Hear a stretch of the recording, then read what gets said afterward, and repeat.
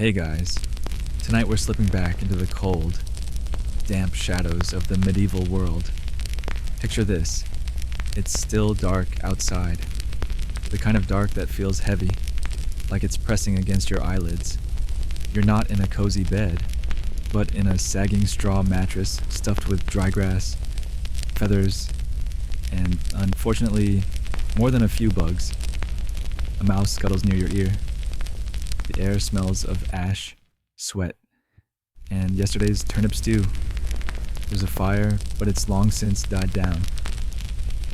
Your toes are numb, your back aches, and your blanket is a ragged wool cloak that might have once belonged to a sheepdog. This is your home now. Welcome to your medieval morning. And spoiler, you probably won't survive this. So, before you get comfortable, take a moment to like the video and subscribe, but only if you genuinely enjoy what I do here. And hey, leave a comment telling me your location and what time you're tuning in. I'd love to see where you're listening from. Now, dim the lights. Maybe turn on a fan for that soft background hum. And let's ease into tonight's journey together. The first thing you notice when you wake up is how stiff your joints feel. That's what sleeping on a pile of straw over a dirt floor does to you. There's no mattress, no pillow, just a burlap sack, and maybe a folded tunic under your head. You stretch, or try to, but your arm brushes against your brother, and your sister, and your cousin. And is that a chicken? Privacy. Forget it. You share this one-room hut with half your extended family and a few of the hardier farm animals. The idea of a bedroom sounds positively royal. You sit up, and a cloud of smoke greets you because the fire pit in the middle of the room has no chimney. The smoke drifts upward, then curls down from the rafters, as if it's decided to come back and give you one last hug. You cough, your eyes water, and your lungs get a bonus layer of soot for the day. You reach for your shoes, which are damp, hard, and probably chewed on by something small with teeth, and you already know your feet will hurt all day. The floor is packed earth, chilled by the night, and every step feels like dipping your toes into a barrel of icy mud. There's no running water, no bathroom. You stumble outside, careful not to wake the baby, who's swaddled in rags and head for the edge of the village. There, a makeshift latrine sits behind a loose screen of branches. You hope no one else is using it. You hope the wind is blowing the right way. And you really hope you don't slip. On your way back, you pause by the communal well. It's your only source of water, and even that's suspect. You drop a bucket, hoping there aren't any dead frogs or weird smells today. You splash your face, teeth left unbrushed, unless you chew a twig or rinse with salt. Your hygiene routine is less spot and more just enough to not offend the livestock.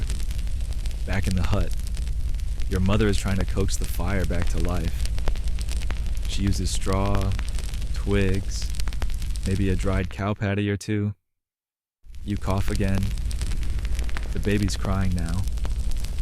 Your father's muttering about needing more firewood, and your younger brother's scratching his scalp so aggressively, you can hear it. Head lice. By the way, completely normal. Everyone has them. You do. So do your parents, your priest, even the local noble if you got close enough to check, which you won't. Obviously. Now, let's talk about the air. You think of the countryside as fresh, right? Not here. It smells like a stew of animals, wood smoke, body odor, and damp straw, but it's your smell now. Your version of clean. Welcome to the default setting of medieval cleanliness. You put on your tunic, which is the only one you own. If you're lucky, it's a decent linen. If you're not, it's coarse wool that itches worse than the fleas you can't get rid of. And yes, they're back too. You didn't dream them. You catch one crawling on your forearm, flick it off, and move on. There's no mirror, If you want to check your reflection, you'll need to find a puddle, preferably one that's not shared with pigs. But vanity isn't a luxury you have time for. Your looks don't matter much when survival is a full-time job. And oh, what a job it is. Outside, the frost has yet melted. Your breath clouds in front of your face. It's too early for bird song, just the distant bleating of sheep, and maybe a rooster who's confused about the time. You stretch again, ignoring the dull ache in your knees, and prepare to face the day. Historians still argue whether medieval peasants were truly miserable or just adapted to their hard conditions. Some point to festivals and community bonding. Others note the skeletal remains riddled with signs of chronic malnutrition, arthritis, and untreated injuries. Let's just say you're not exactly thriving, and yet your morning routine continues. Your first real task is checking the animals. Chickens get fed first, though one's missing again. Probably taken by a fox. Or maybe by your hungry cousin. Who knows? You notice your father isn't happy. The Lord Steward came by yesterday, announcing that the grain tithe is due. That's a chunk of your harvester food gone to the manor. No negotiation, no excuses. It's not theft. You see, it's feudalism. Still, there are small moments of comfort.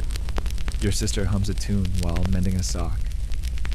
The smoke finally drifts upward, giving the hut a temporary break from the haze. Your father hands you a crude wooden spoon with a dab of porridge in it. It's cold. It's bland. But it's something. You glance out at the path leading into the woods. There's a pile of firewood that needs collecting, tools to sharpen, a fence to fix, and the sun hasn't even risen yet. You sigh, take one more bite, and try not to think about how long the day is going to be, or how many more days like this you'll have. And yet, somehow, you trudge forward. That's what people did then. No TikTok, no coffee, just willpower, hope, and maybe a lucky turnip if the gods are smiling. You chew slowly, not because the food is particularly enjoyable, but because there's barely enough to go around. Breakfast, if you can even call it that, consists of a hunk of yesterday's breadings, gray, and as forgiving on the teeth as a small rock. It's dry, crumbly, and tough, but you dunk it in a little watered-down ale to soften it just enough not to chip a molar. On lucky mornings, there's an onion to share.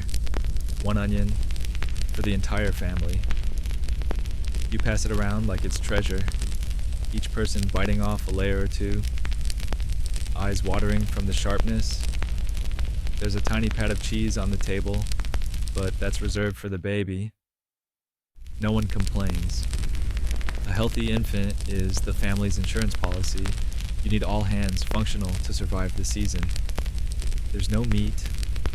You dream of meat.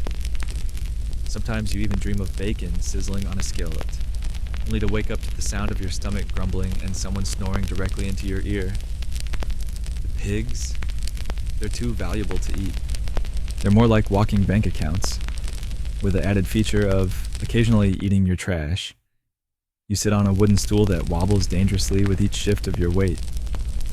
There are no chairs with backs, no cushions, no polished surfaces. Everything's crude, splintered, and made by someone who probably had one tool, bad lighting, and a deadline called before winter. Now, your stomach might not be full, but at least it's not empty enough to make you faint yet. That's your daily baseline, and despite the meager rations, the rule remains. The Lord gets the first cut, the priest gets the second, and you get whatever's left, assuming there is a leftover. Historians still argue whether medieval diets were truly as deficient as we assume. Some recent studies suggest peasants had more fiber and vegetables than modern fast food consumers.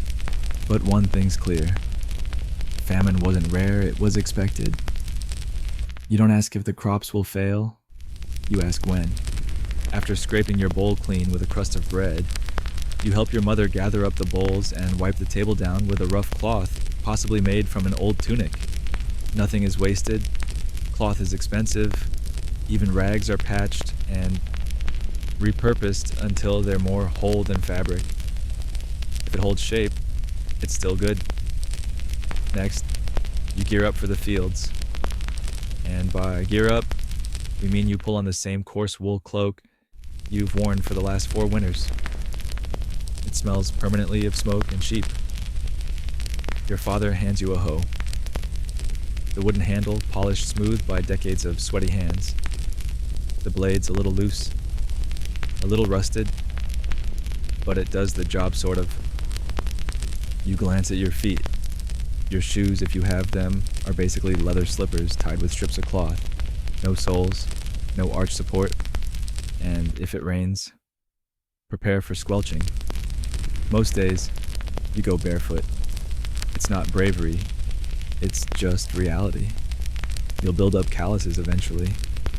As you step outside, the chill hits you like a bucket of ice water. You immediately regret not stealing an extra layer off your cousin last night.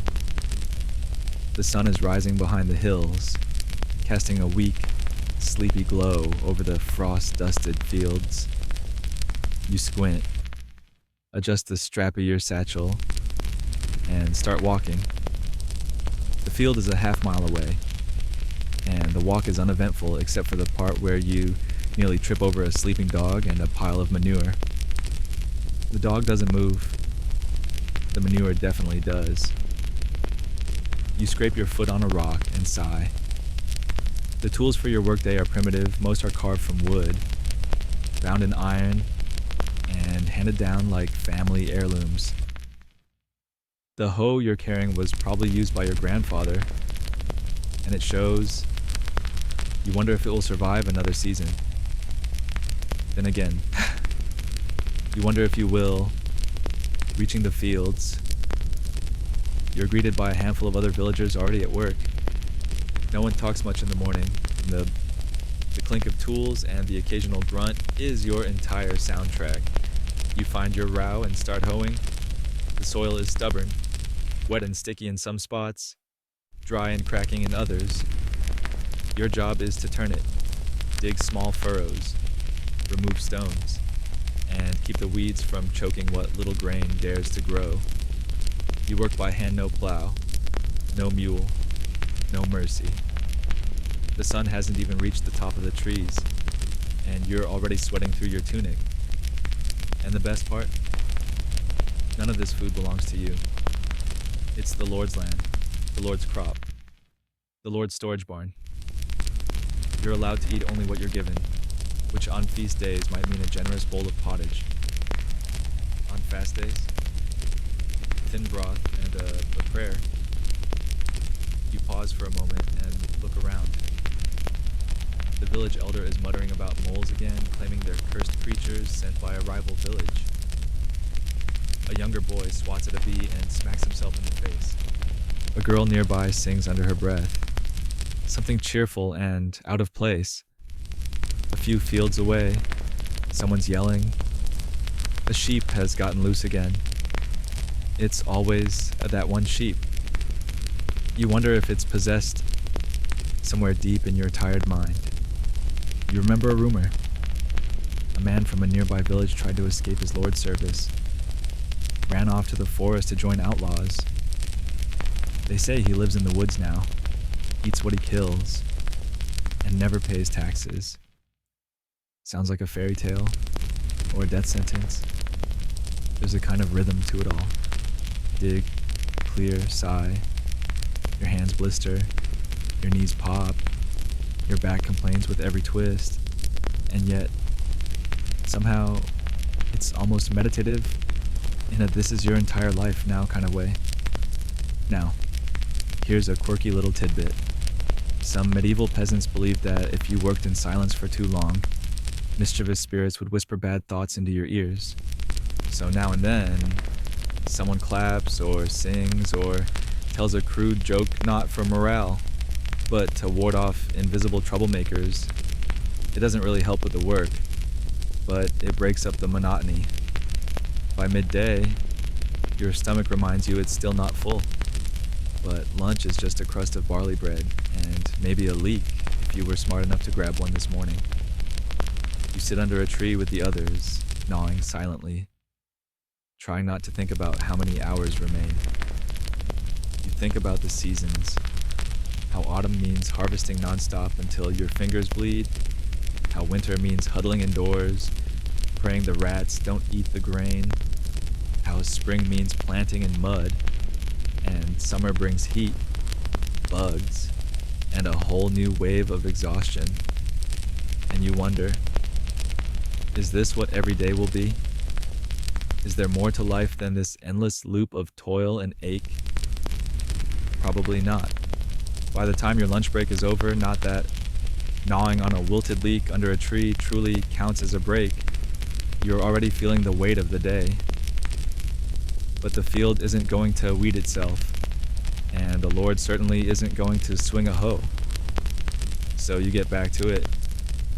Hands blistered, arms sore, sweat trickling down your spine and soaking into your itchy wool tunic.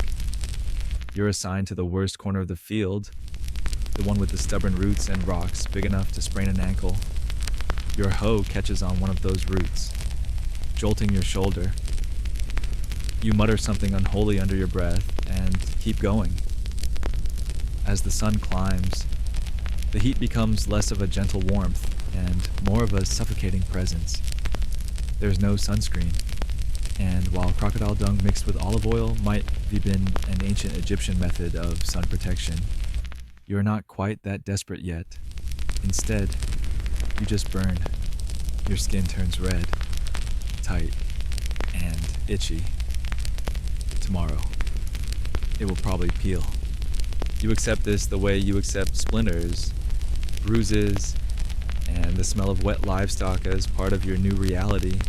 Sometimes, while hacking away at the soil, your mind drifts. You imagine what it would be like to live in the manor house, a real floor beneath your feet, servants to bring your food, maybe even a feather mattress. Then your hoe slams into a hidden stone and nearly breaks your wrist, yanking you back into the present. And speaking of injuries, good luck getting help for that. The local healer might suggest tying a frog to your arm or rubbing your forehead with thyme. That's if they don't diagnose you with imbalance of the humors and recommend a bit of bloodletting to restore harmony. You straighten up to stretch, your spine audibly protesting. Nearby, your neighbor lets out a string of curses after slicing his finger open on a rusty sickle. He wraps it in the corner of his apron and keeps going. No one even pauses. That's just life. You bleed, and you continue. The crops won't wait for a bandage. Now, it's worth mentioning that not all tools are completely useless. The plow, when it works, is a godsend though you don't get to use it. That honor goes to the strongest oxen and the village's one functioning plowshare, which is jealously guarded by the steward.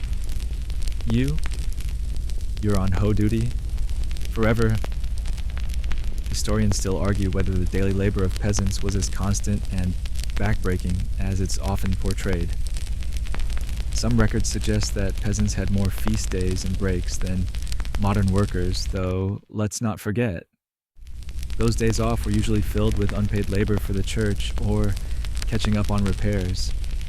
And even on feast days, you might be digging out the latrine or helping rebuild someone's collapsed roof.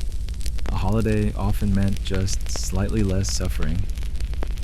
Mid-afternoon, your older cousin wanders over from another row, his sunburned, covered in mud, and chewing on something that might be grass.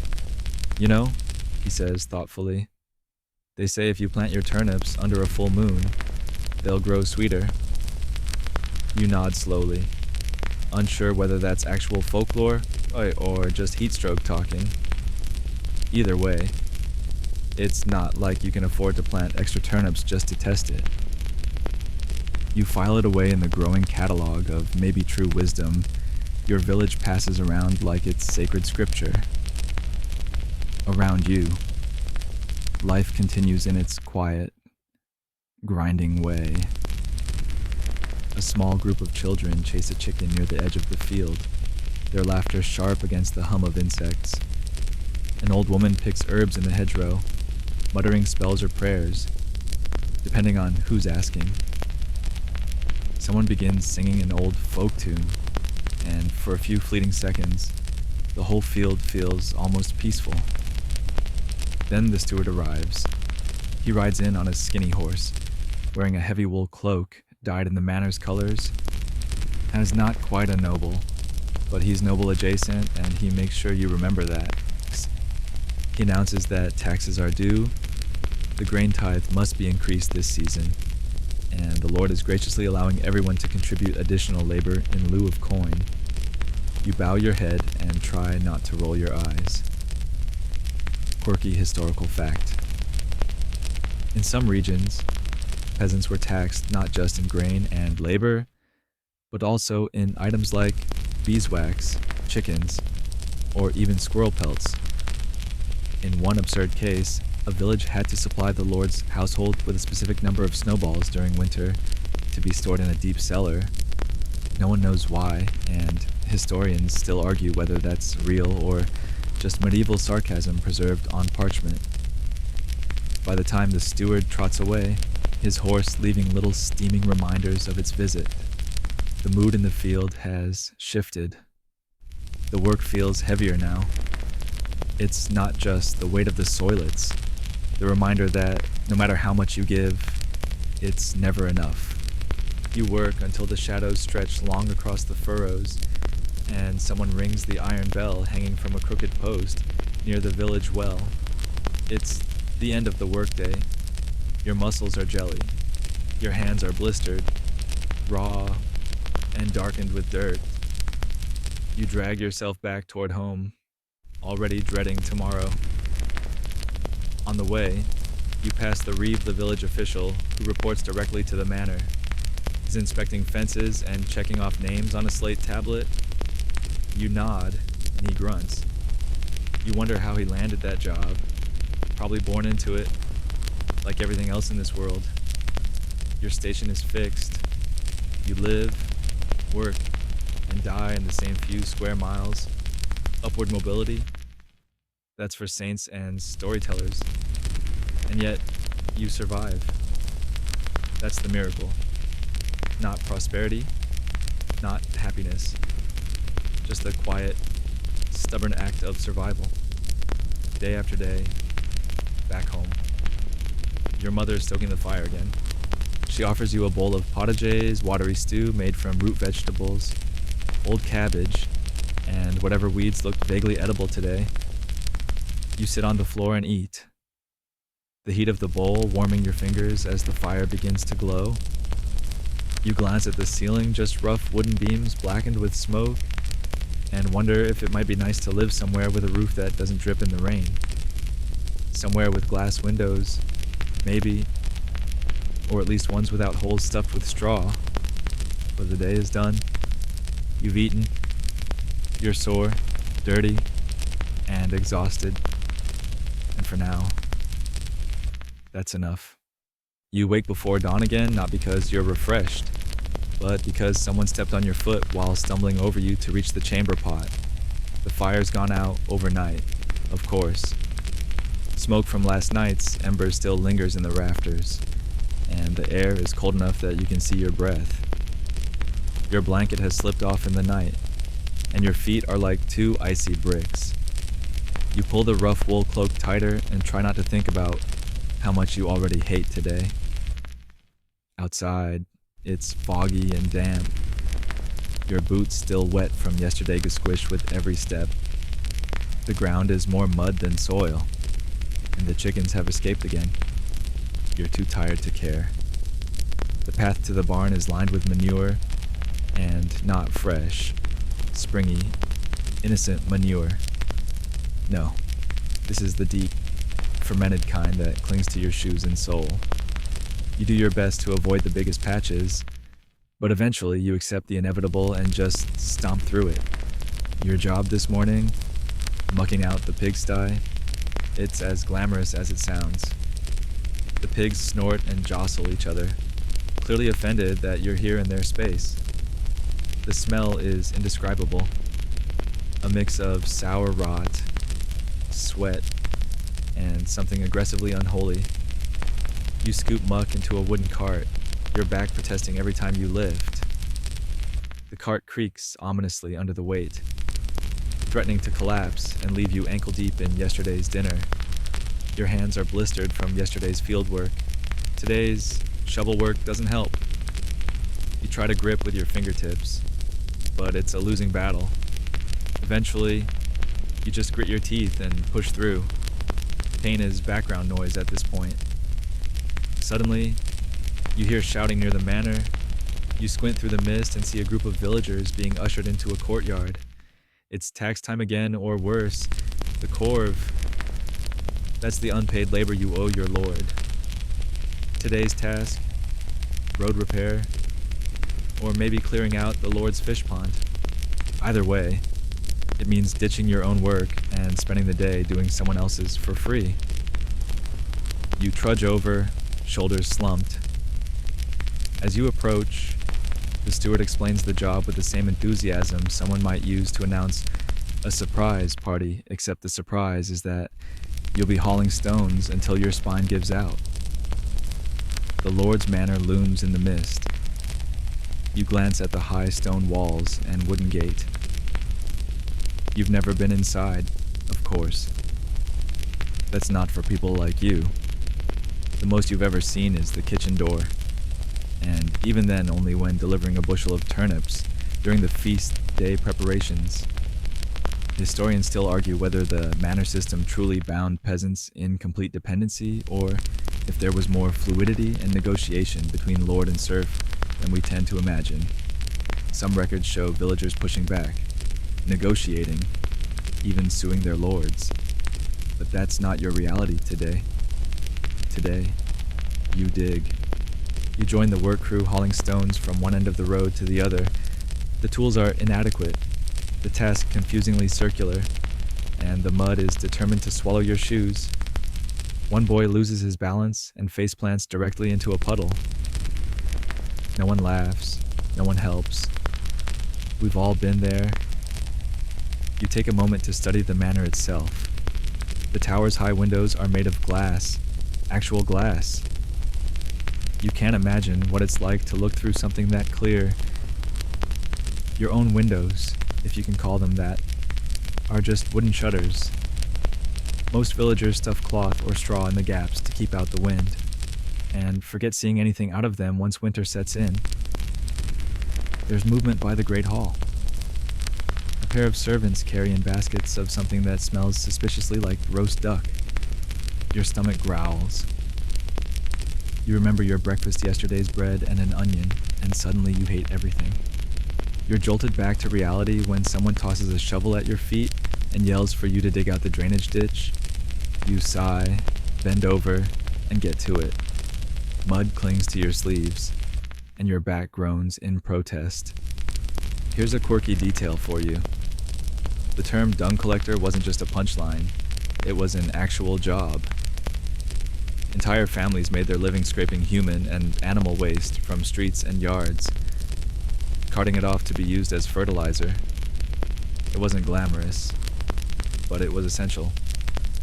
And yes, it smelled exactly how you think it did. As you shovel, you catch sight of the Lord himself, riding out with a few armored men.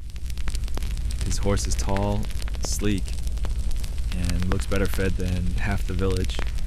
He barely glances at the workers as he passes. Just another reminder. You exist in the background of his life, like moss on a stone. Your neighbor mutters something about how the Lord raised taxes again last week, right after hosting a feast with 4 whole pigs. You nod, but say nothing. Speaking against the Lord can get you fined. Or worse, watched. Better to keep your thoughts to yourself and your head down. Somewhere nearby, a mother is scolding her daughter for tracking mud into the cottage. The girl tries to argue that there's no part of the village that isn't mud. She has a point. You look around. Mud on the road, mud on your clothes, mud in your socks. Even your soul feels muddy. By afternoon, you've shoveled enough dirt to question the meaning of life.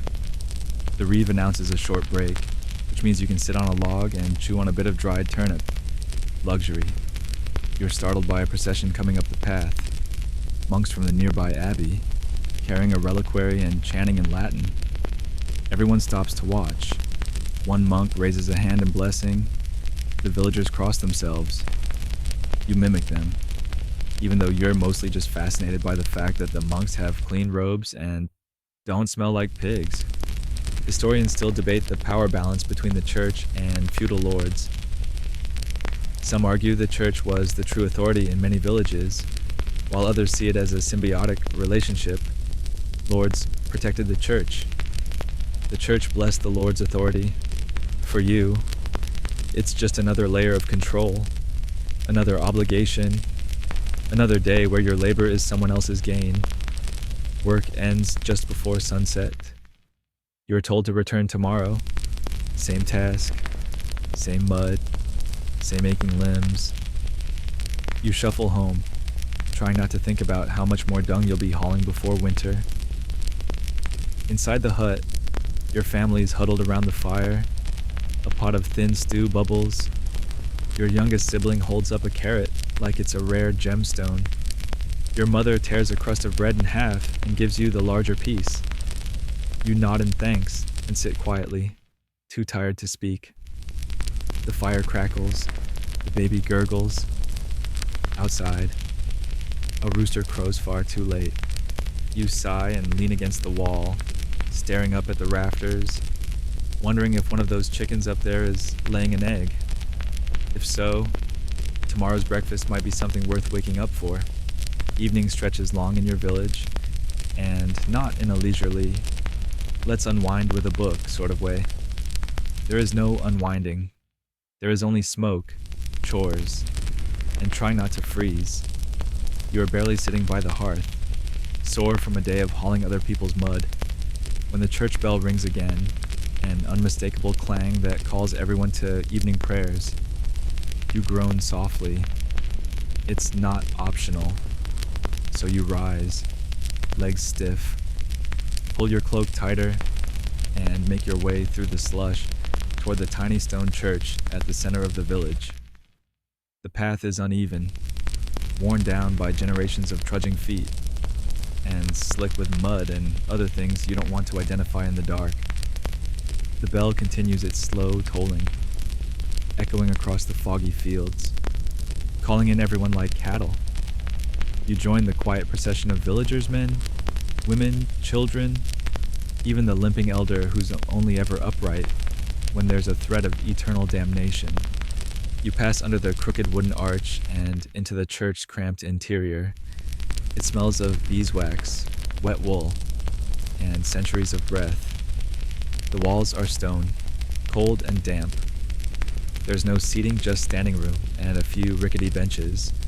For the elderly, you take your place near the back, head bowed, eyes scanning the faded murals of saints and demons, half flaked away by time and mildew. Mass is spoken in Latin. You understand none of it. You know when to kneel, when to rise, and when to cross yourself. That's enough. You murmur the Lord's Prayer in your language, hoping that God doesn't mind the translation. The priest, an aging man with a cough that never seems to go away, drones on about obedience and humility. He occasionally glances upward as if waiting for divine affirmation. Or maybe he's just bored like the rest of you.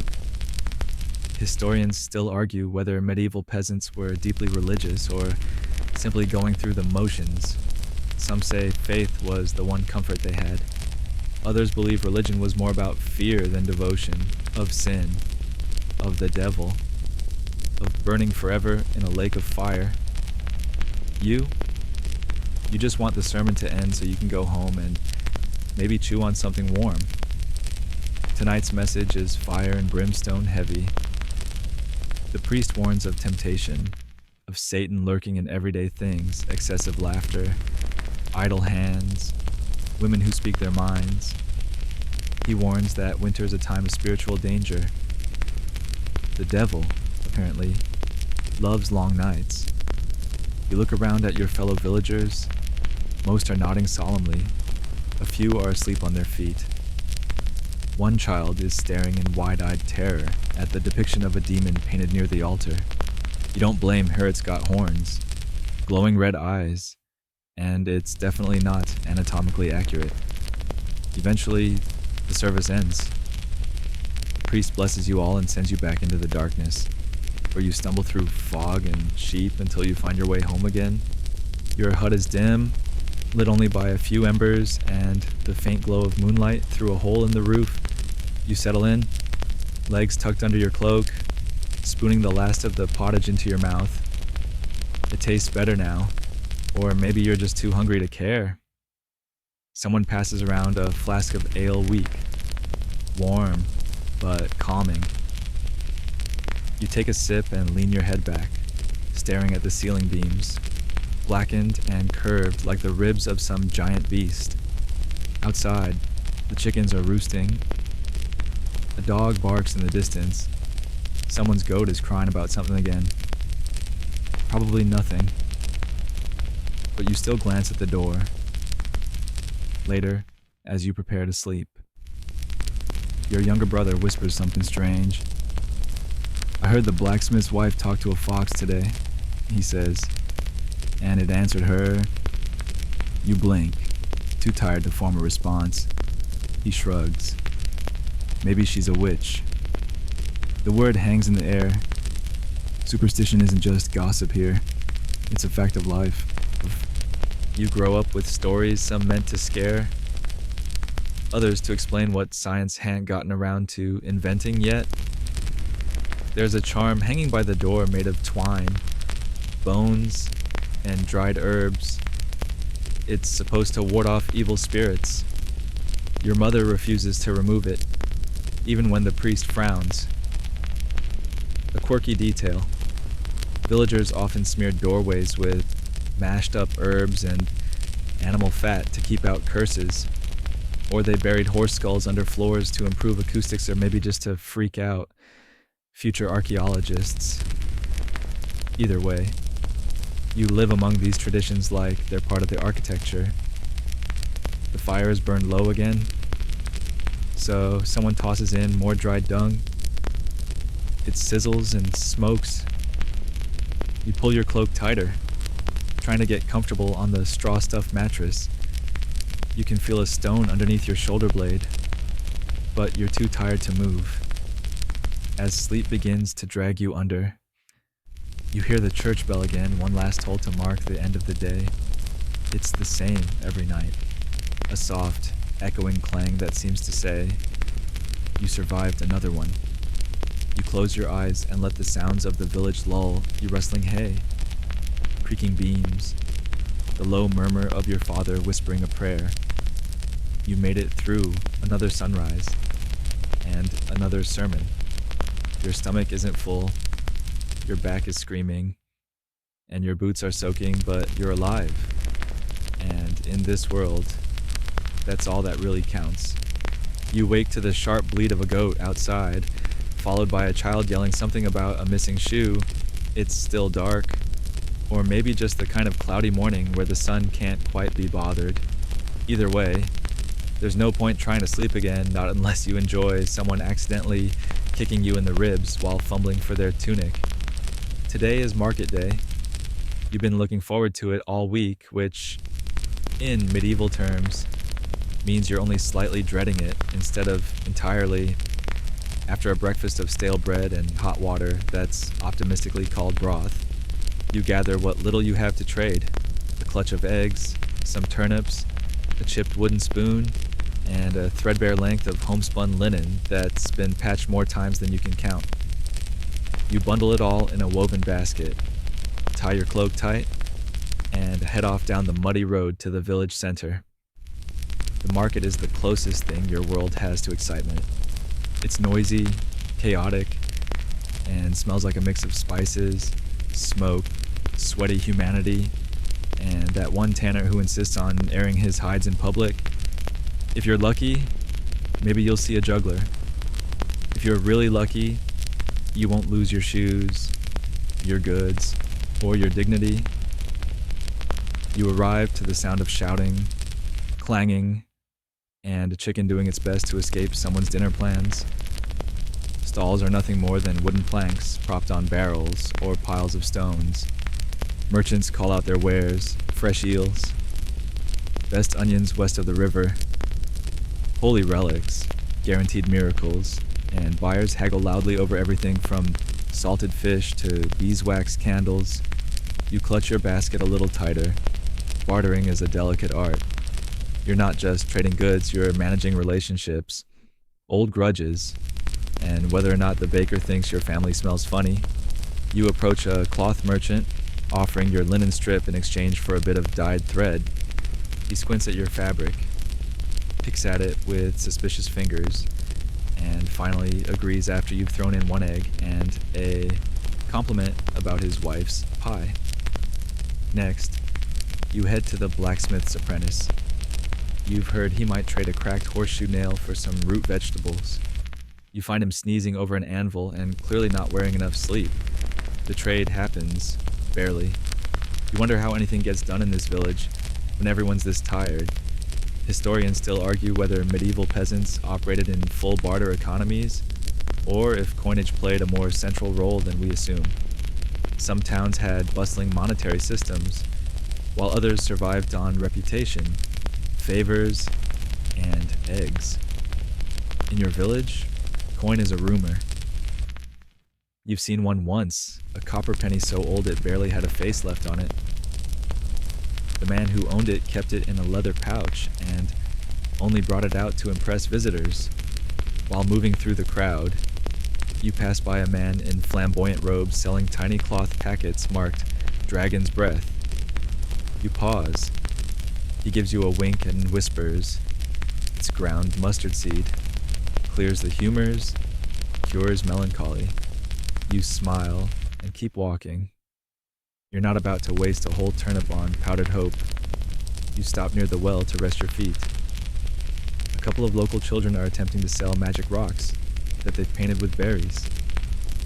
One of them is also chewing on a dead grasshopper, but you try not to judge. That's when you feel it. A tug at your basket. You spin around, but its 2 laton of your eggs is gone. Probably lifted by one of the older boys who's already ducked into the alley. You curse softly under your breath. Not too loud, though. Wouldn't want to get accused of blasphemy in public. That could earn you more than a scolding, maybe a stint in the stocks. Public punishment is just part of the medieval atmosphere. A man is already in the pillory near the church square, his head and hands poking through the wooden frame. Someone stuck a turnip in his mouth and drawn a mustache on his face in charcoal. You don't ask what he did. Everyone has theories: stealing bread, insulting the reeve, whistling after the priest's daughter. Doesn't matter. Hell be there till dusk, or until the priest says he's suffered enough. Quirky fact: market days were also when people aired legal grievances. You could publicly accuse someone of cheating you out of a chicken, and the village reeve would hold an impromptu hearing, often with more shouting than evidence. And sometimes, trial by combat settled it. Yes, over a chicken. You pass a fishmonger stall and nearly gag. The fish are salted and stiff, eyes wide open and judging. A cat tries to sneak one, but the monger's too quick. He hurls a ladle and curses in 4 languages. Someone nearby is selling charms, little pouches filled with herbs, bone fragments, and words scratched on vellum. Protection against elves, she claims, and toothaches, and goats that won't milk. You can't afford one, but you glance long enough to wonder if they work. Anything's possible when you're desperate. Historians still debate how seriously medieval people took magic versus religion. Many villagers held both in their minds at once, saying prayers while clutching a charm, lighting candles for saints while consulting the local wise woman. For you, it's not about belief. It's about trying everything when life is this uncertain. You finally make your last tread, a couple of carrots for a tiny jar of salt. Expensive, yes, but worth it. Salt preserves meat, adds flavor, and can even help with infections. You tuck the jar into your pocket like a precious gem. With your basket lighter and your stomach rumbling, you start to head home. But first, you pass the ale tent. Now, you know better. You've got work tomorrow. You got mud to shovel and pigs to wrangle. But still just a sip. A little warmth in your chest before the long, cold night. You duck in. It's loud, smoky, and the floor's already slick with spilled beer. You recognize half the faces, neighbors, cousins, someone who might be both. A minstrel plays a lute with only 3 strings, and people still sing along. You nurse a cup of thin, watery ale, while the reeve tells a story about a dog that barked every time someone lied.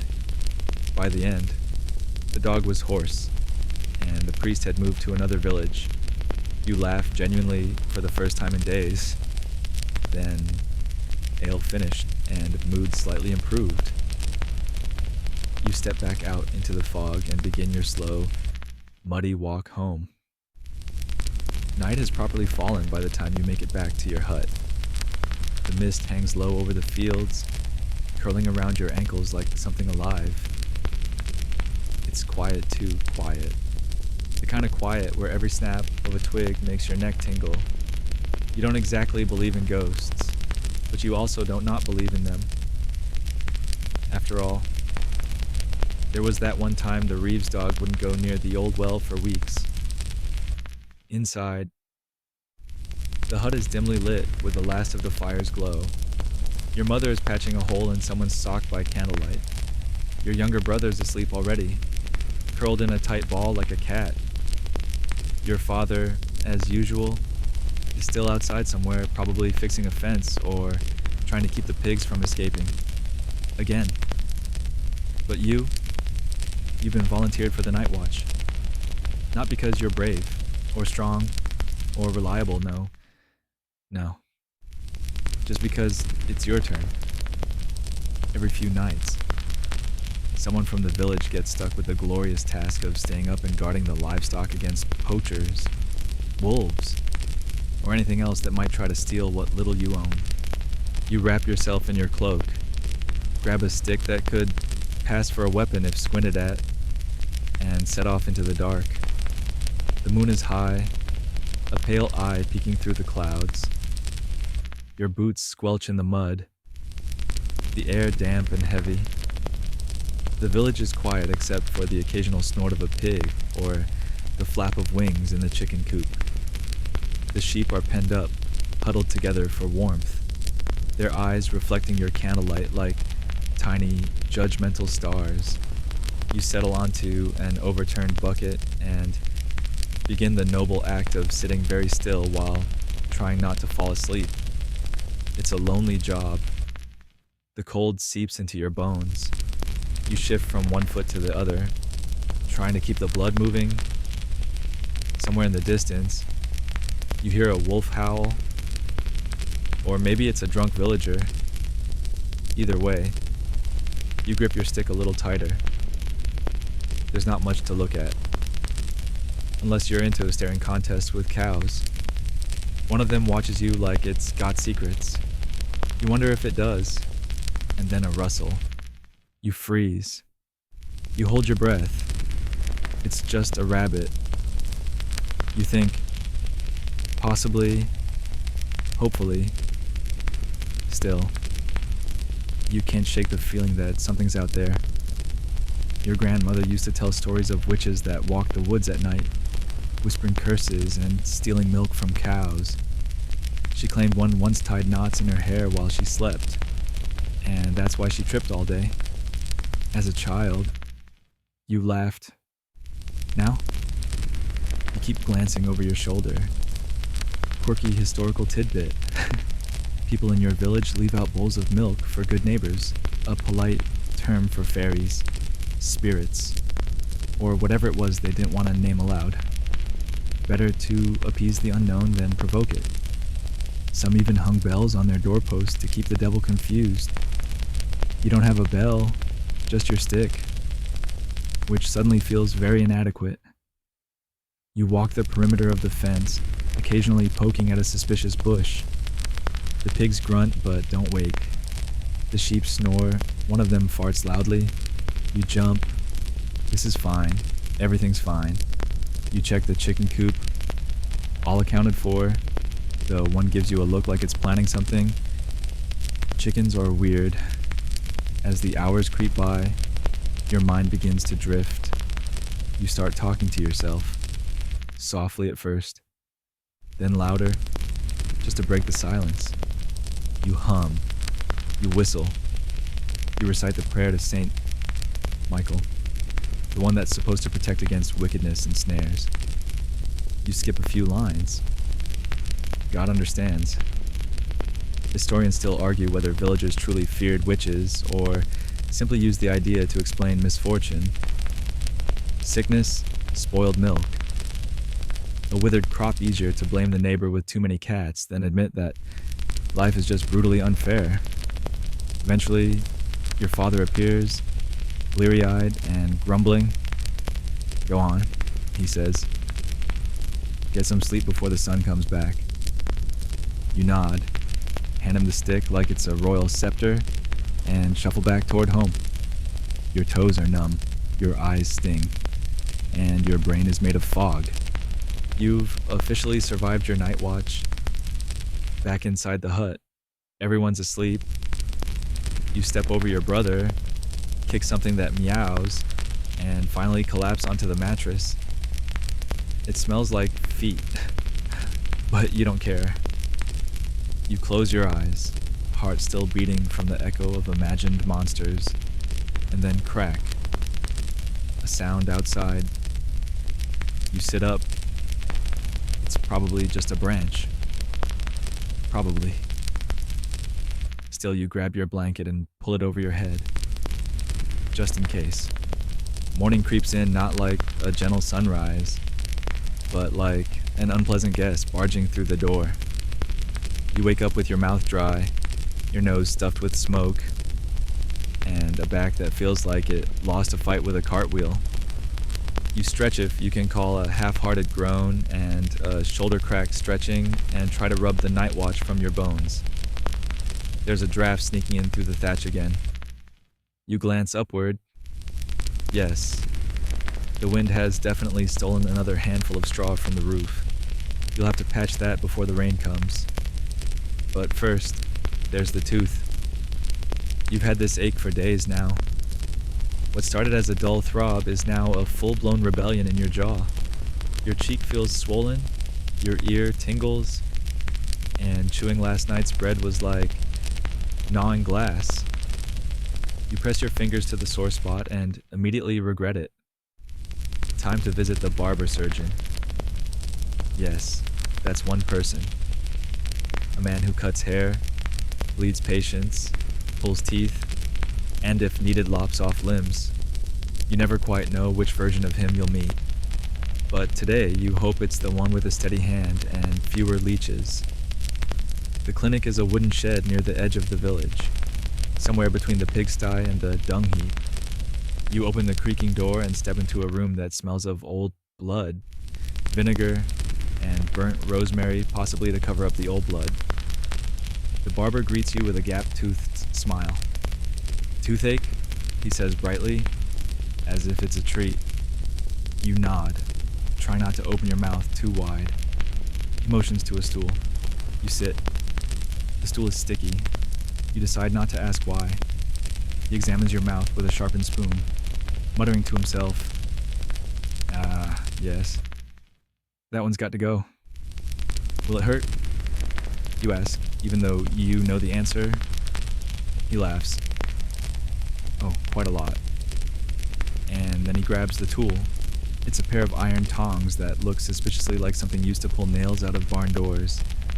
He heats them in the fire knot for sanitation, but for grip, you start to sweat.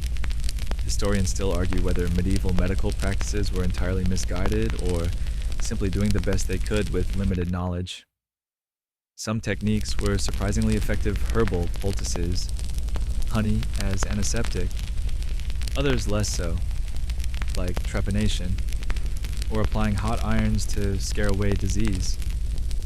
The barber asks you to hold still. You grip the sides of the stool, close your eyes, and brace yourself. He yanks.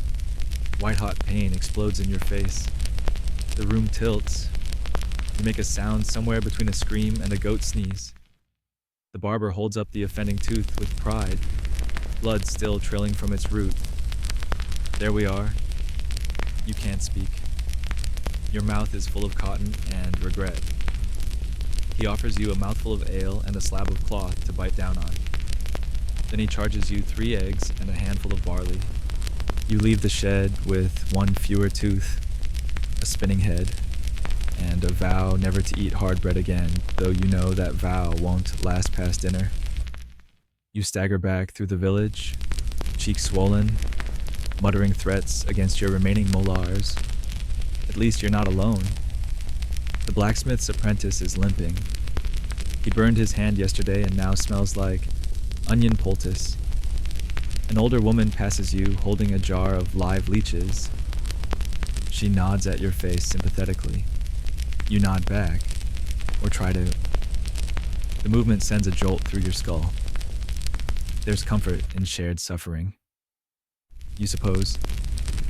Back at the hut, your mother tuts and hands you a warm rag soaked in herbs. Keep it there, she says. Helps with the swelling. You do as you're told. The smell is strong lavender and something suspiciously barn-like, but the heat does soothe a little. You lie on the mattress, groaning softly, while your father and sister prepare to boil some water. Not for tea, for laundry. Which means, by the way, you're about to be surrounded by steam, wet linen, and shouted complaints about who keeps leaving hay in their pockets. It's laundry day. Your sister drags in a bucket of river water and starts heating it over the fire. Your mother adds ash sopa rough, homemade paste of wood ash, and animal fat. The smell is sharp, almost biting. She scrubs the clothes on a flat stone, then beats them with a wooden paddle. There's a method to it, and a vengeance. You try to nap, but the pounding is relentless. Each slap of fabric sounds like a punishment from the heavens. You envy the shirts. At least they get to be clean. As you lie there, cheek throbbing, you hear the villagers gathering outside. There's a commotion. A traveling peddler has arrived, pulling a cart loaded with shiny trinkets, dried herbs, and little carved charms. You shuffle to the door, curiosity overcoming pain. The peddler is a showman, spinning stories of how his devil thistle cures nightmares and his saint's dust prevents bad luck. He's got small mirrors, 2 actual mirrors. You stare at your reflection, marveling at how lopsided your swollen face looks. You consider trading your last turnip for a charm, but then remember the salt jar. Priorities? Here's a fun, if horrifying, fringe tidbit. Some medieval medical advice included smearing mouse fat on the gums for toothaches, or holding a dead mole against the jaw. It's unclear whether this was a serious cure or just medieval humor gone very wrong. You return to the hut with a new bandage on your face and a stronger appreciation for how dangerous chewing can be. You sip a bowl of warm broth more onion water than anything and try not to cry, or smile, or talk. or exist too loudly. The fire crackles, the baby squeals, your mother adds more ash soap to the wash, and you, swollen and sore, whisper to no one in particular, "I miss that tooth." Rain, you hear it before you open your eyes. A soft, persistent drumming on the thatch above you, followed by the unmistakable plink, plink, plunk of water leaking through and landing in the bucket placed, hopefully exactly where it leaked last time. You peek one eye open. No such luck. The bucket is 3 inches to the left, and now the straw mattress is wet. Again. You sit up with a groan, wincing as your jaw reminds you it's still missing a tooth. The side of your face is tender and puffy, and even breathing through your nose makes it ache. You've started naming the pain. Right now, it's called Percival, and he's angry. Your younger brother rolls over and kicks you in the shin, mumbling something about flying goats. You shove him back gently, grab your cloak, and head toward the fire pit. It's out. Of course it's out. Everything is damp. The wood is damp. The ashes are damp. Your soul is probably damp. You poke at the logs with a stick and try to get a flame going. It takes a lot of blowing, some muttered curses, and a scrap of dry linen that may or may not have been part of your mother's sleeve. Eventually, a weak, smoky flame sputters to life. Outside, the village is stirring. The rain has turned the already muddy paths into rivers of brown slush. Chickens squawk angrily from inside their coops. A pig walks by, unconcerned, trailing a string of something you don't want to identify. Breakfast is a thin porridge, with a surprise chunk of something root-like at the bottom. Could be parsnip, could be rock. Either way, it crunches. You swallow slowly, mindful of Percival the angry tooth socket, and try not to imagine what the day holds. Then your little sister coughs. Everyone stops. It's a wet, rattling cough, the kind that echoes in your chest when you hear it.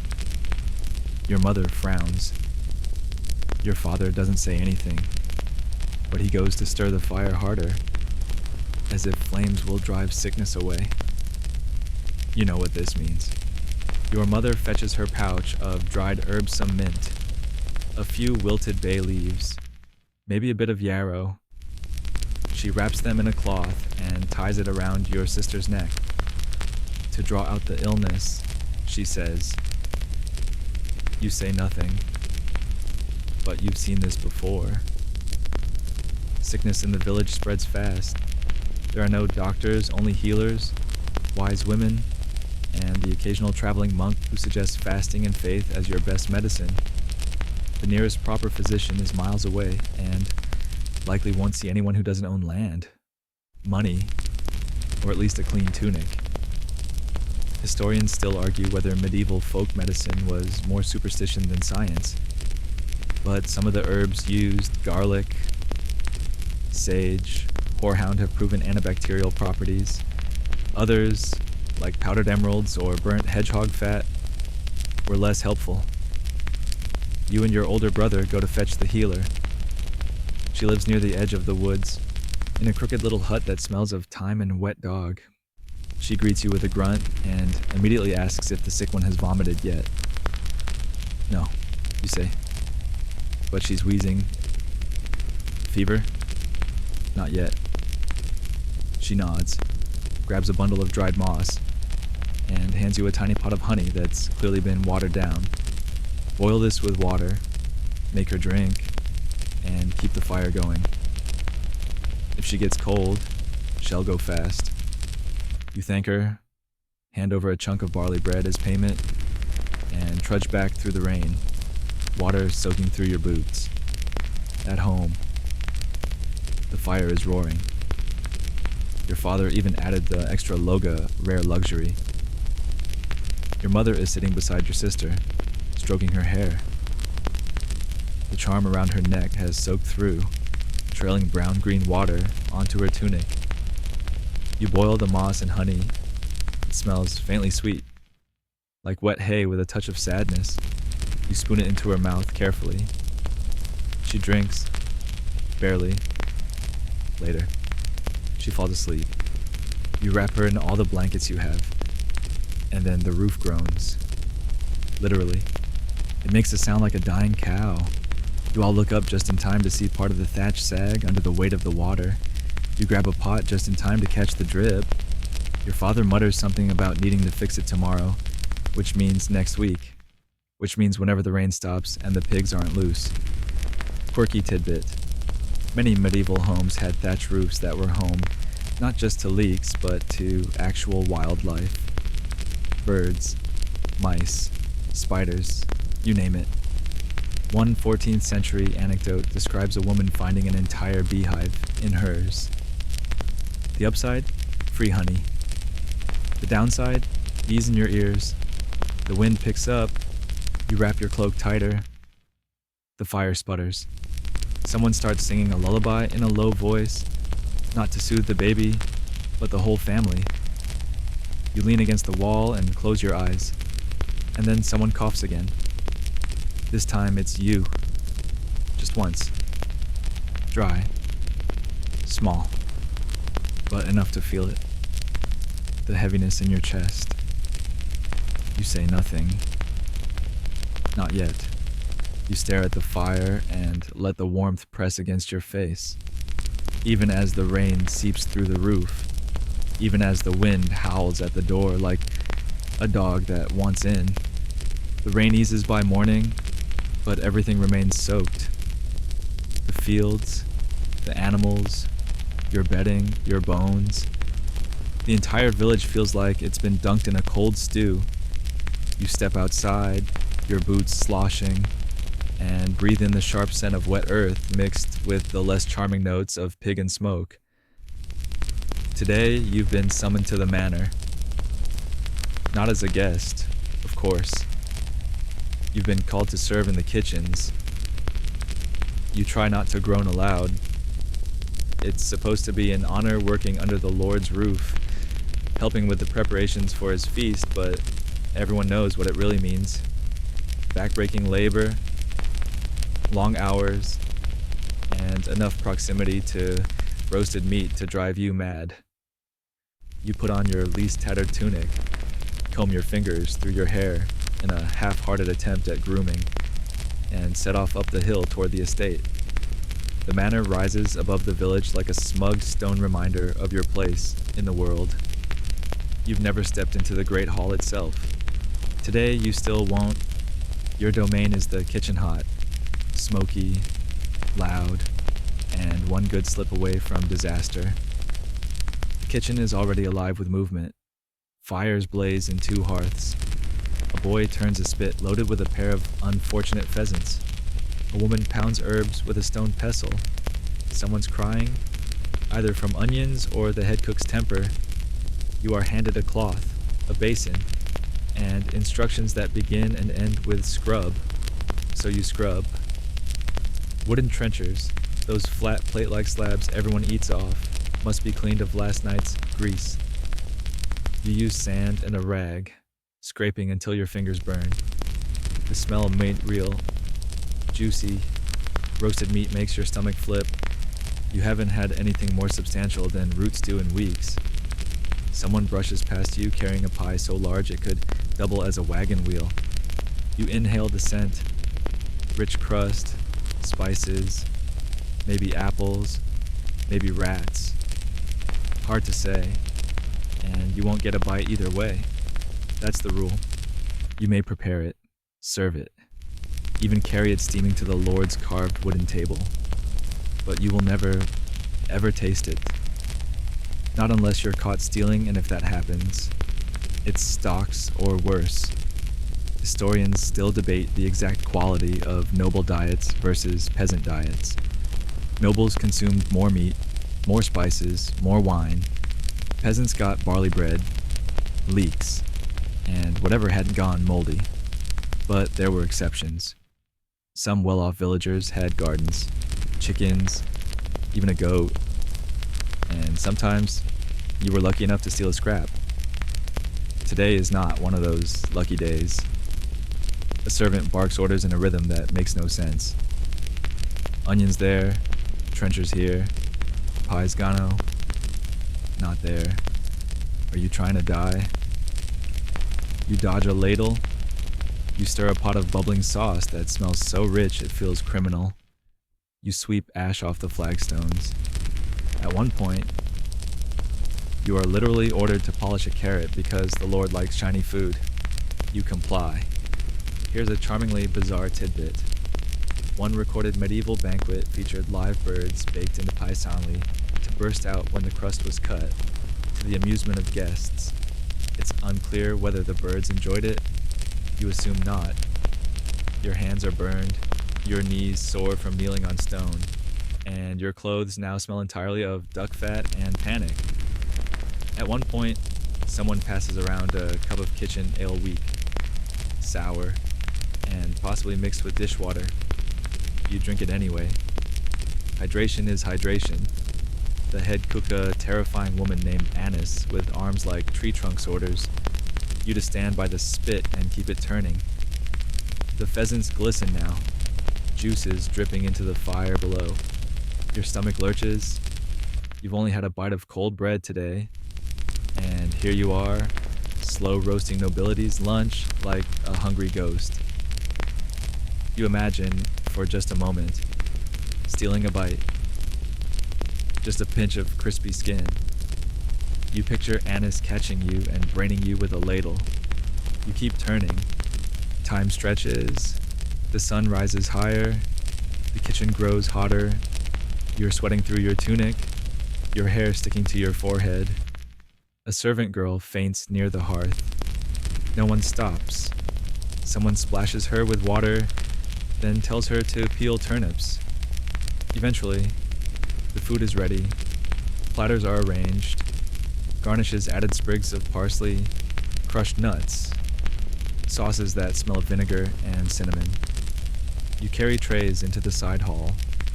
You glimpse the edge of the great table, the nobles' velvet sleeves, their gold goblets, their casual laughter. You hear the music-a-lute and a flute and the raucous roar of a joke you're not invited to laugh at. A Doga noble's hound with a jeweled collar trots past you and helps itself to a fallen quail leg. You think about tackling the dog. You do not tackle the dog. Eventually, the feast winds down. Plates return half finished. You collect them. You scrape the leftovers into a slop bucket meat. Bread crusts. A whole pear someone didn't even touch. That slop will go to the pigs, not to you. You wash dishes until your arms go numb. You wipe down tables with stale bread. Yes, that's a thing.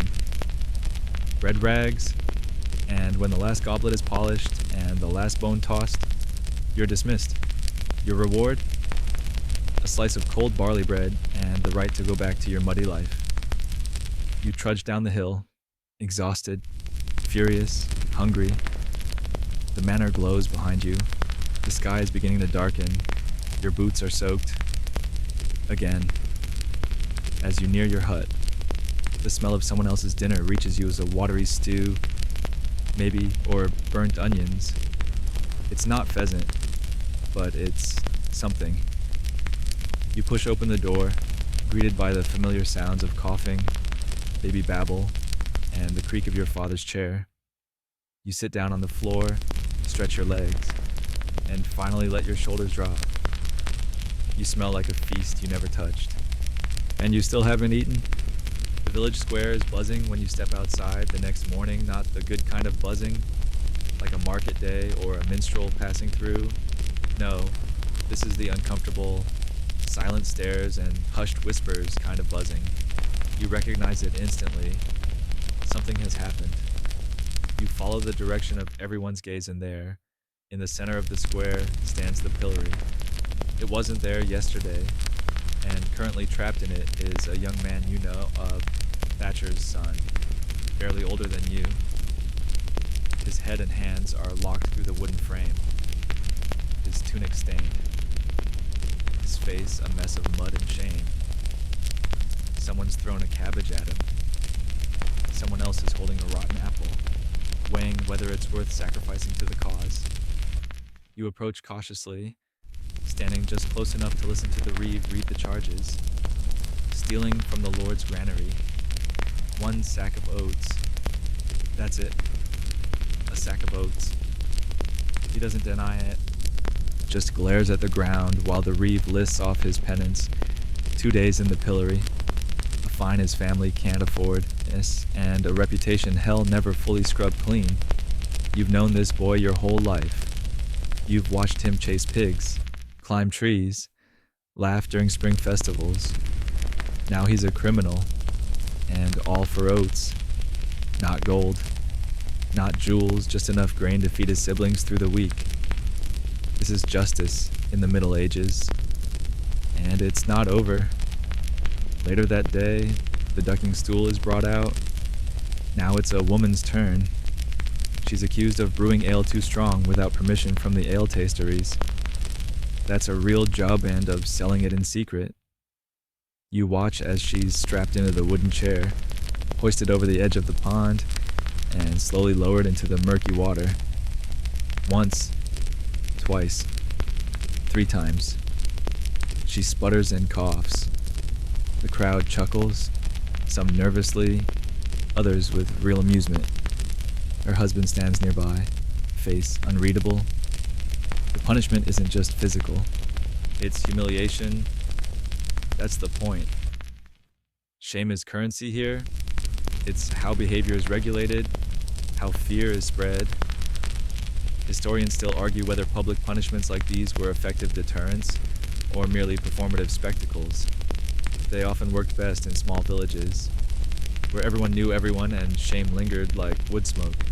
But they could also spiral into cruelty mob mentality, fueled by boredom, fear, and too much fermented cider. You make your way past the square, trying not to draw attention. The last thing you want is to be remembered too vividly today. Later, as you're collecting kindling near the edge of the forest, you spot a group of children playing something that looks suspiciously like a mock trial. One is tied to a stick, the other is shouting fake crimes.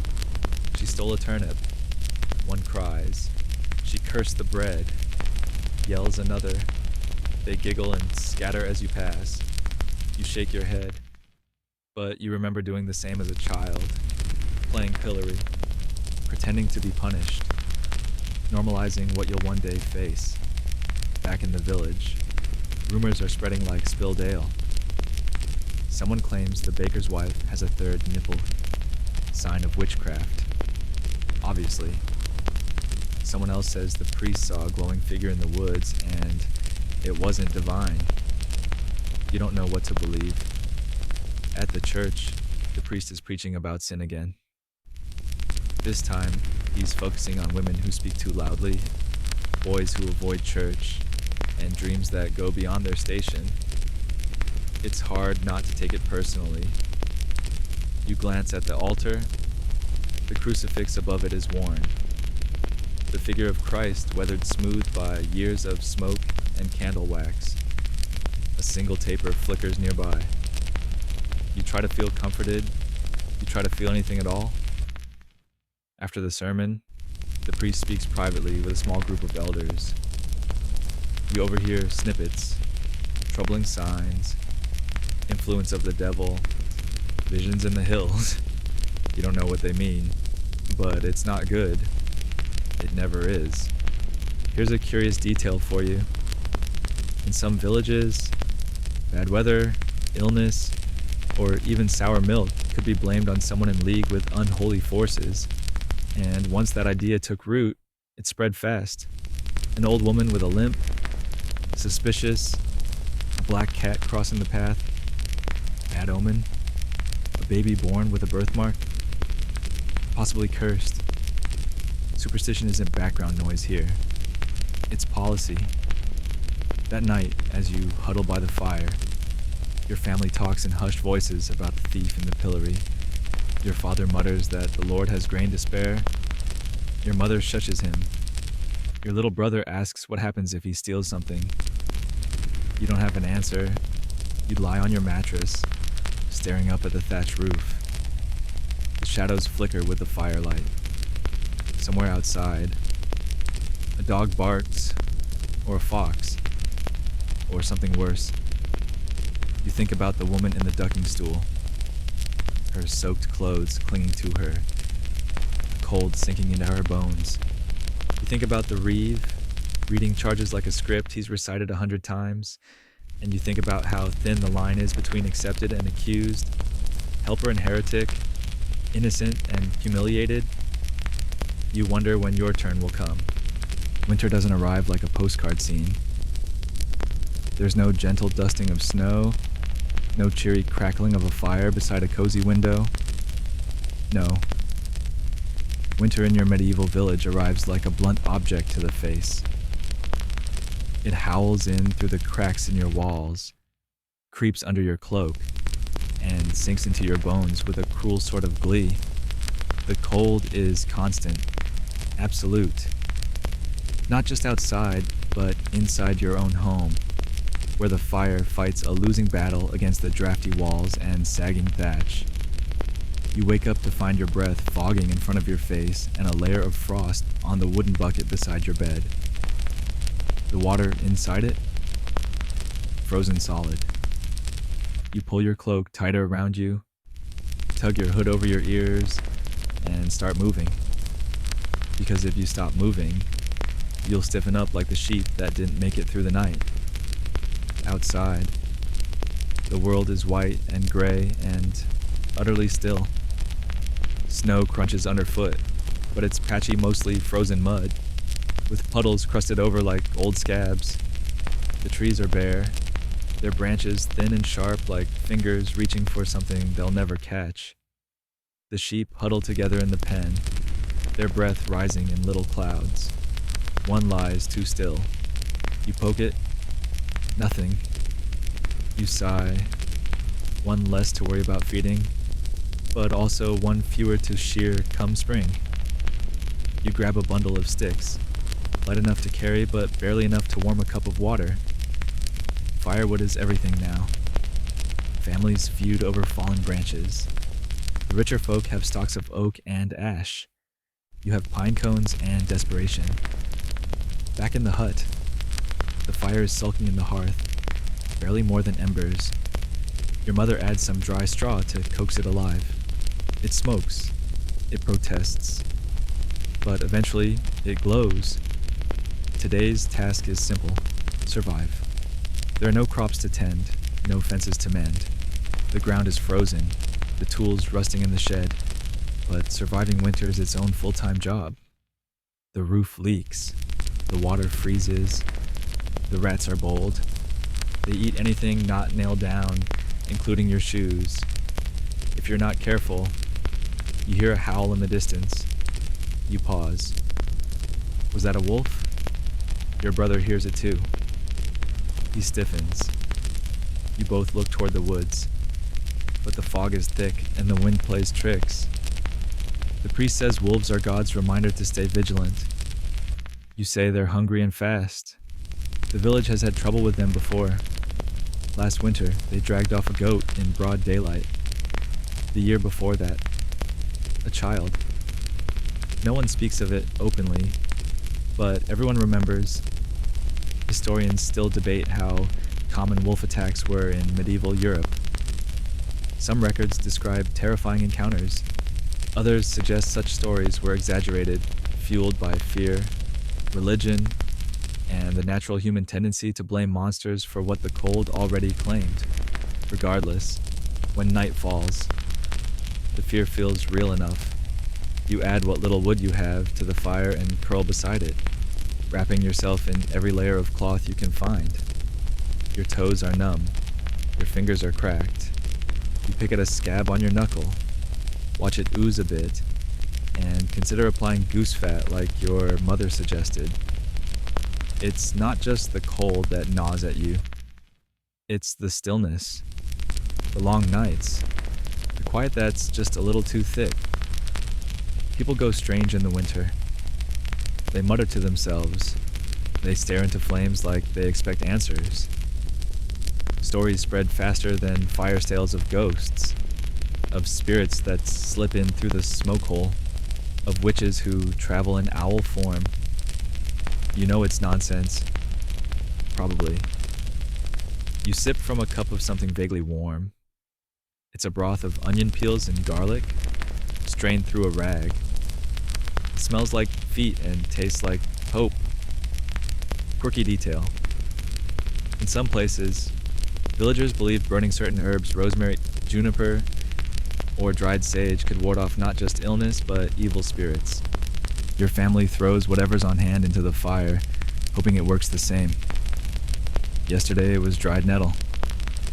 The day before, a mystery leaf someone found in a boot. Tonight, your sister won't stop crying. She's not sick, just scared.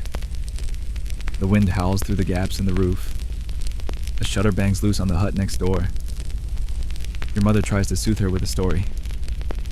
Something about a brave hedgehog who chased away a winter demon. It's silly, but it helps.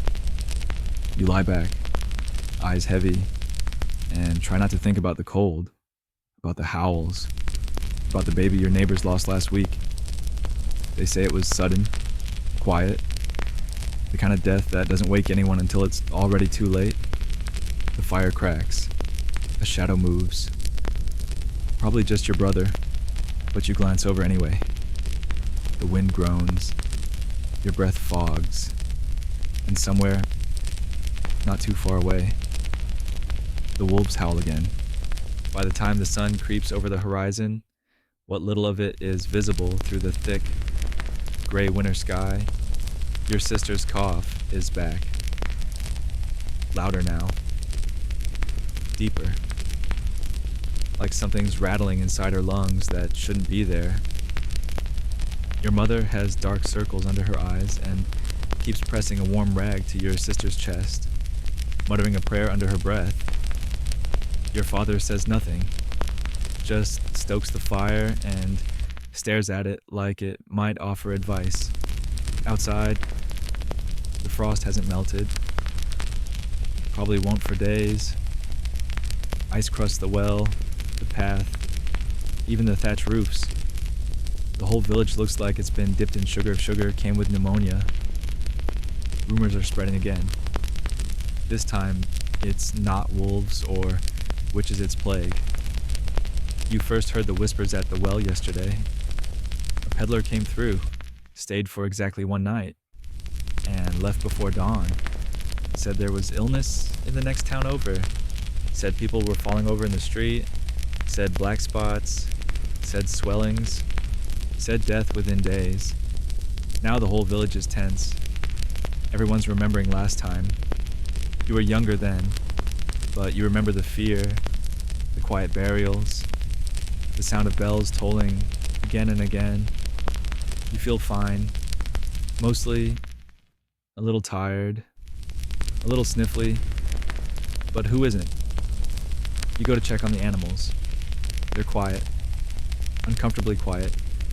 Even the pig seems subdued, which should set off alarm bells by itself. The chickens huddle in the coop, eyes dull. You think one might be dead. You don't check too closely. Back in the hut, your sister's wrapped in every blanket you own. Her skin is clammy. She mumbles nonsense in her sleep. Your mother rubs something across her chest. Mix of beeswax, garlic, and a pig lard. The smell is overwhelming. You don't say anything. Your father pulls out a pouch of dried flowers, lavender, rosemary, thyme. He sprinkles them on the hearthstones and lights them with a trembling hand. Keep the miasma away, he says. You nod. Because what else can you do? Historians still argue about the exact spread of plague and what people believed caused it. Some blame bad air, others thought it was punishment for sin. Many tried to balance the four humors blood: phlegm, black bile, yellow bile-believing sickness came from imbalance. Few connected it to fleas, or rats, or anything remotely scientific. In your world, cure is a generous term. You have access to leeches, onion poultices, and prayers. And that's it. Later, a knock at the door. It's the bailiff. He's got a cloth tied around his nose and mouth. Not exactly confidence inspiring. There's been a case, he says. Where? Your father asks. 3 Hills West. They've barred the road. What about us? The bailiff shrugs. Keep your hearth burning. Don't share ale. Don't gossip. You don't mention that the firewood is almost gone, that the stream you draw water from flows straight down from that village, that your family shares everything, including cups and spoons. He leaves, you close the door, wedge a stone against it, and sit down hard. A silence settles over the hut.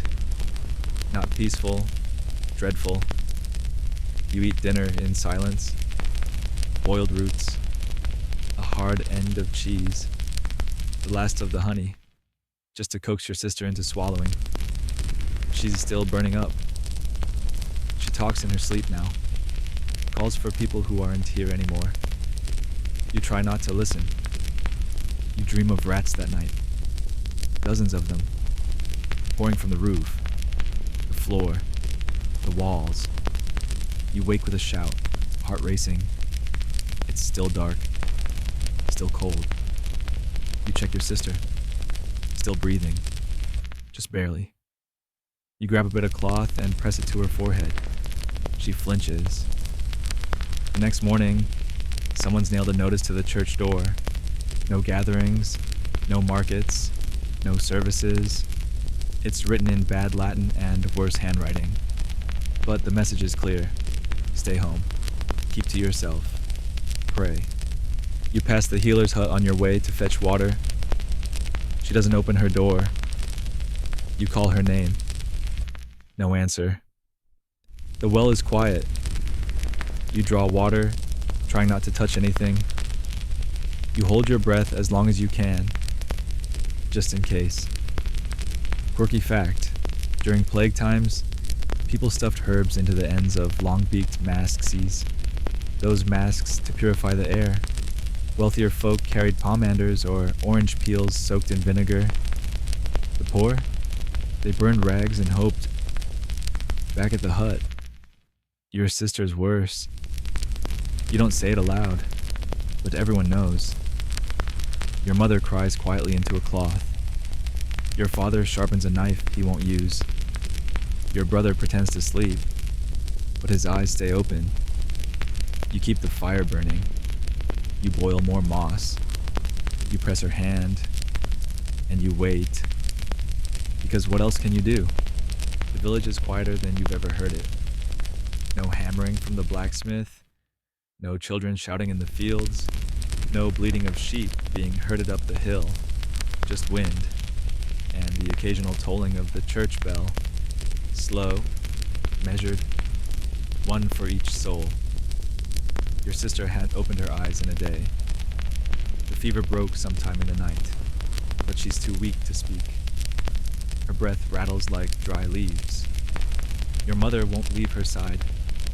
Your father hadn't spoken since dawn. You've never seen him this still. You step outside for air. The cold bites deep. Your tunic is damp again. Everything's damp, but you barely notice. You walk aimlessly until you find yourself near the village square, where something strange has gathered a crowd. At the center is a man you don't recognize, laying bearded, dressed in robes brighter than anything around here. He stands next to a cart covered in velvet and bone-colored paint. Behind him, a tall stick with a small bell at the top sways in the wind. As a relic seller, you've heard of these men, traveling peddlers of holy objects, miracle cures, and pieces of saints real or otherwise. Come forward, he cries. A tooth of saint, a Apollonia, who guards against fever, a vial of water from the Jordan, a scrap of cloth touched to the bones of a martyr. A few villagers edge closer, most hang back. You can't help yourself. You step in. The items are displayed on worn velvet, shriveled things in glass jars, yellowed bones in wooden boxes, dried flowers tied with faded ribbon. One vial contains a thick, red liquid. The man says it's the blood of a martyr. You're pretty sure it's wine. Each one blessed. Each one powerful. He intones, "Don't let your family fall when the saints can stand for you." You stare at a tiny fragment of cloth. The tag reads, "From the robe of Christ's cousin's neighbor."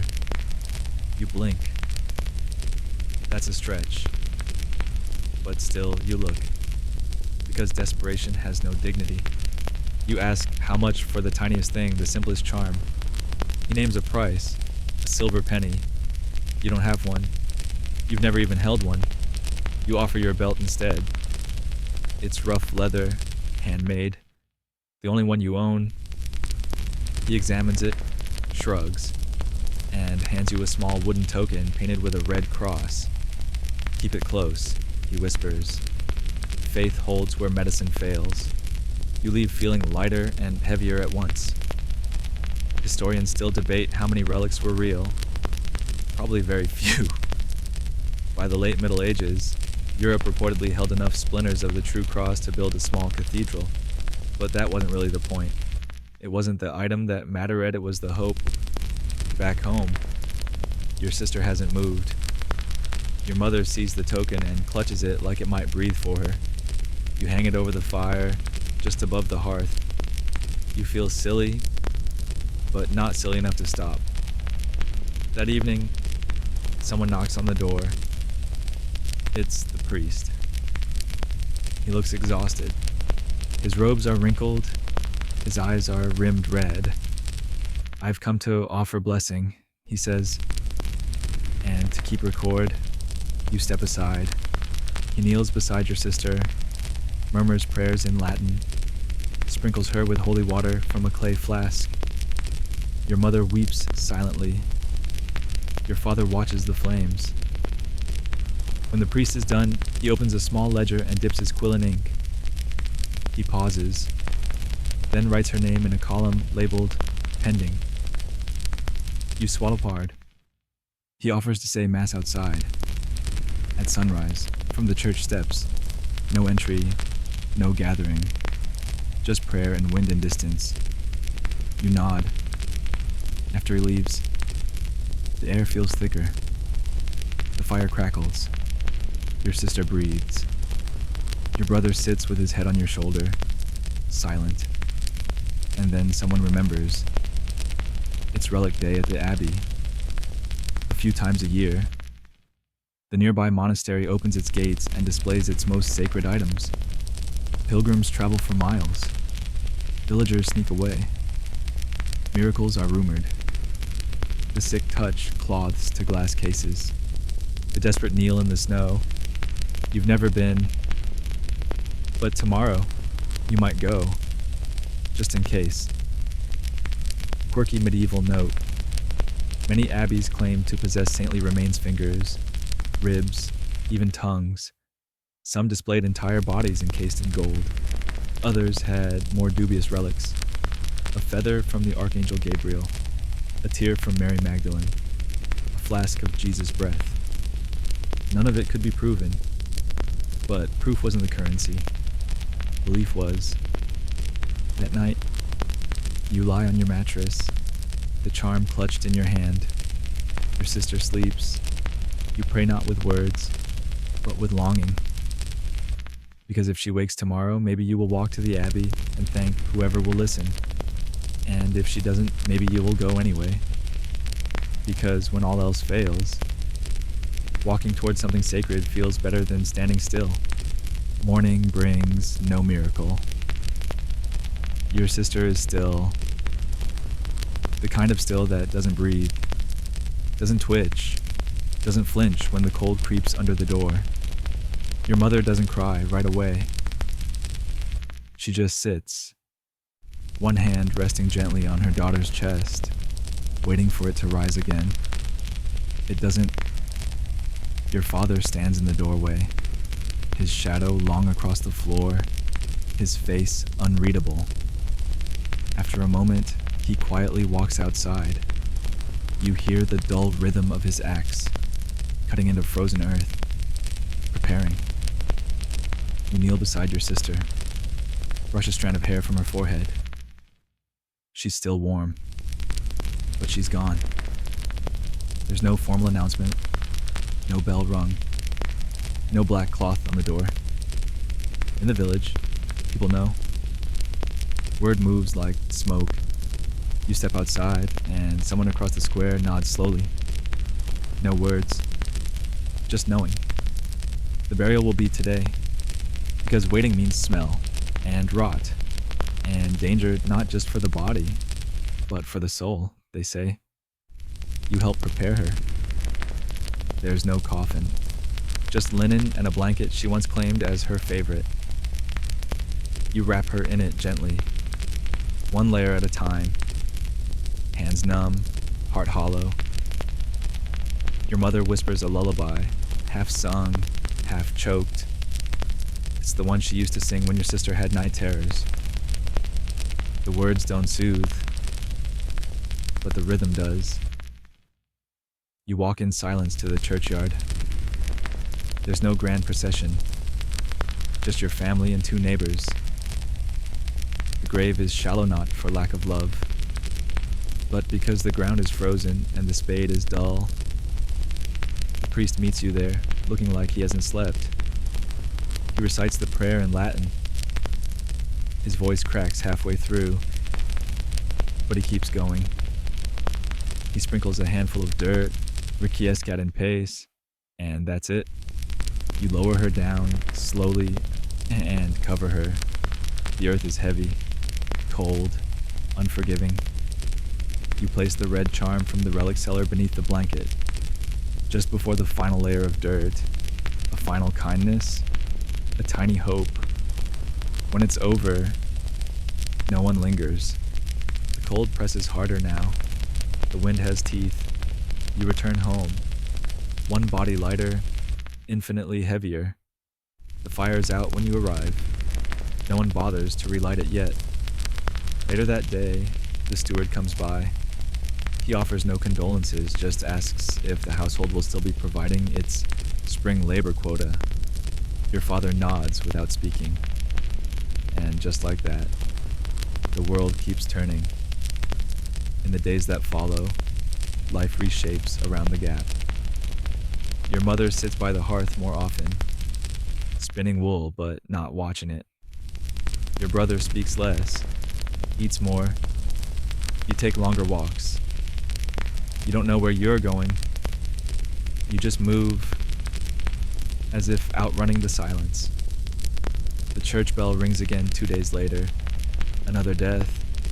Not a child this time, but still a neighbor.